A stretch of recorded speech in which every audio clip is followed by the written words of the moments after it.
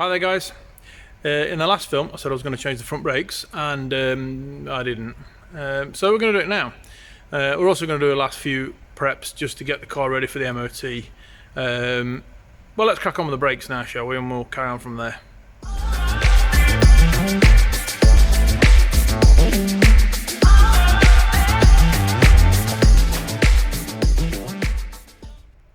Right, it's been a couple of days. Had a bit of a problem with the brakes. These brake pads arrived. Anybody that knows anything about Fiestas will know that they are from Mark II. So they weren't any good, so I've had to order new ones, and the new ones arrived, and this, you'll see, is the difference. They are kind of pulled up at the edges there, and they don't have a metal clip on the back of them. So that's a difference with them there compared to those ones. So these are Mark 1 and these are Mark 2, so they're wrong. I would imagine that the discs were also from Mark 2, but I have checked it up and they're exactly the same for a Mark 1 and a Mark 2, so those I can fit. So now I've got the right parts, we can crack on, so let's get on with it.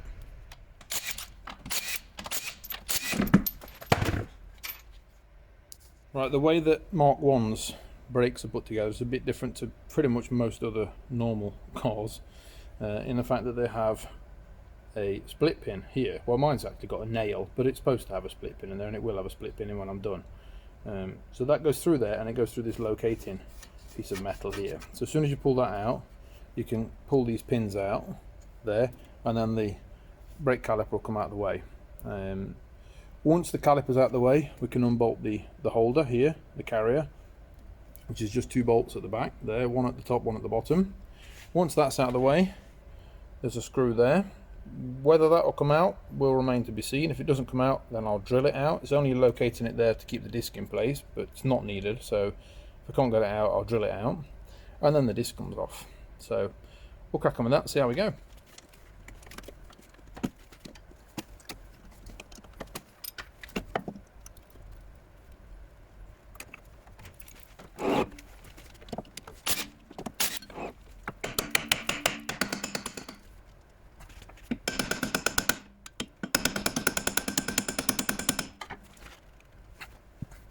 Well, it broke anyway.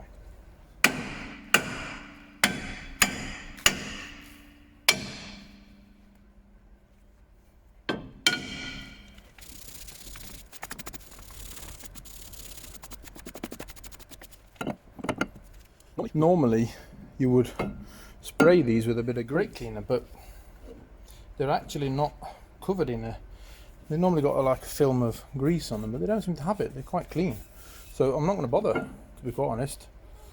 Just put it back together again.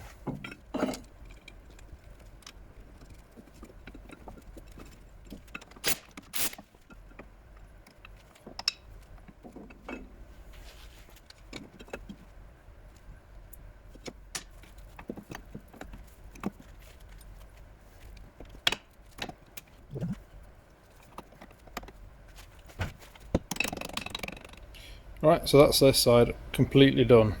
The only thing to make sure I do now is press the brake pedal when I get back in the car again. So, got the other side to do, and then we're all done.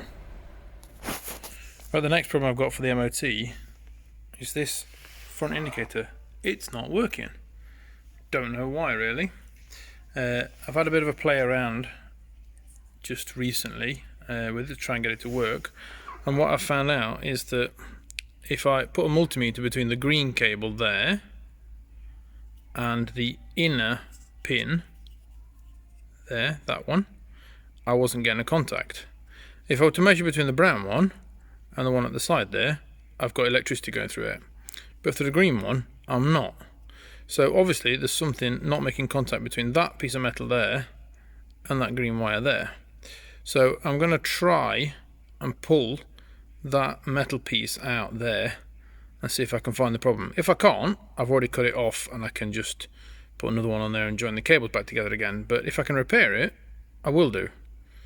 So I'll try pulling it out and see what it looks like in there.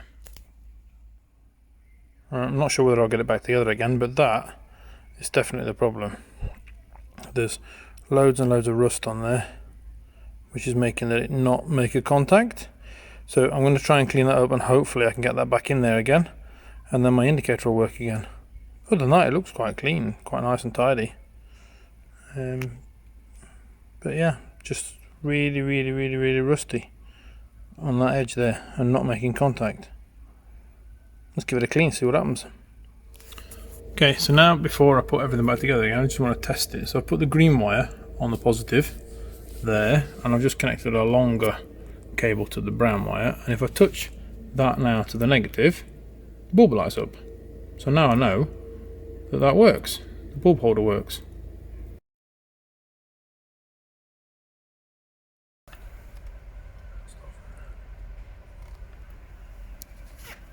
Well, I didn't make it to the MOT today. I ended up cancelling my time because on the way there this left front brake decided it was going to lock up solid. So I now have to take the caliper apart and replace the seals inside of it. So yeah, a bit disappointed, but there you go, that's life. Right, we've removed the old caliper, took away the dust shield which is just poked out there basically, and now we need to get this caliper out. And the best and safest way to do it is with compressed air. What we're going to do is leave the nipple in place, and through the hole there where the hydraulic fluid comes in, we're going to blow gently hydraulic fluid. Now obviously it's going to come out with pressure. It's not going to be a massive amount of pressure, but it will make a pop at the end. So what I normally do is use a piece of wood in there just to make sure that the piston doesn't come out too far. When it's out that far, I change to a slightly smaller one just to make sure that, I mean, I can do it from there, but it will come out at a quite high speed, and I don't want to get my fingers trapped or destroy anything. So piece of wood in there, blow it out to this distance, another piece of wood, blow it out to that distance, and then I should be able to, with a pair of pliers or something, just ease the last bit out. If I can't do that, I can blow the last little bit out with a pop. So we'll see what happens, but let's have a go.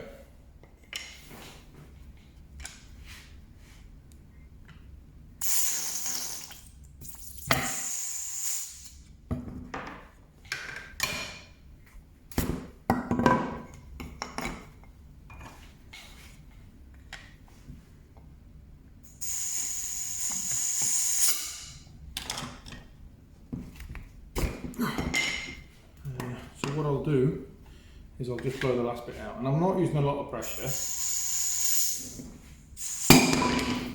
but there it comes. Right, so we've got it all broken down now. If we look at the piston, doesn't look too bad actually. It looks quite clean. There's almost no rust on it whatsoever, so it looks really good condition. I don't think there's any problem with that whatsoever. So that we can definitely be using again. We don't need to replace that. The dust seal is obviously okay because the piston's okay. If this had been damaged, then we would have got water in here and this would have rusted. I think what the problem is this seal here. That seal sits in that groove there, and it's a square seal. If you look at it, it's very, I'll try and hold it still, very square like that. Now every time the piston gets pushed forward with the hydraulic fluid at the back here, it moves this seal slightly. The seal should kind of twist forward like that. Then when you let go, it will bring the caliper back again.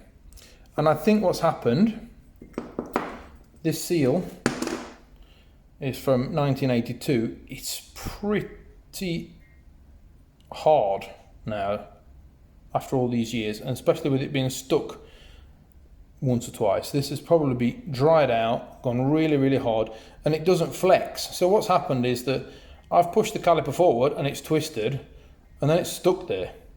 That's where it stopped. It's not come back again and brought the piston back with it. It's got stuck at that point, and that is what has caused it to stick on. So I've got a repair kit with a new seal and a new dust seal, so I'm going to fit them. What you want to make sure with the new seals is that you don't use any grease, because you don't want to really get any grease in it. If you're going to use anything, bit of brake fluid, because that doesn't matter if we get brake fluid on it. So we'll put it back together again. Right, so we've had a good clean out of there. I've managed to get rid of most of the rust that was where that seal fitted as well. So we've got rid of that. Looks nice and clean in there. Put some brake cleaner in there, cleaned all of it out, got it nice and clean in there. So now we can start putting things back together again. Like I said, I've got this kit. There's a new dust seal. There's a new rubber here, and it is a lot more flexible than the old one. And then it's got a dust cap for the nipple. So there's not a lot in the kit. It doesn't cost just a few quid, that's all. So we'll get it put back together again. Tried putting the piston back in without the seal. As you can see, there's no seal in there, and it wouldn't go in. So what I assume is probably the problem then is this little lip there, right on this lip here, right in front of where the seal should be. I think over the years it's built up a little bit of rust on that edge there, which has caused this piston to get absolutely solid stuck. Right on that little edge there, right where that toothpick is there. Just took a little tiny edge off of there, and it means that the piston drops straight in like that. So now I know that the piston goes in and out without getting stuck. So now I can put it back together again. Right, so it's all back in there again. I've tested to make sure that I can rotate the piston, which I can. And we'll put the nice new dust seal in. So that caliper is now ready to be fitted back on again. Obviously it needs bleeding, and I'll bleed both sides at the same time, but that's that one done, and hopefully no more problems.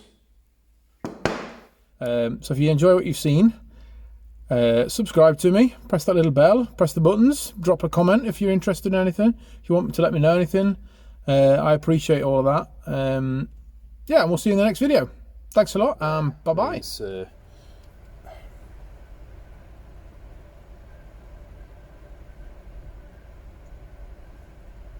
What's a sax sprint called in English?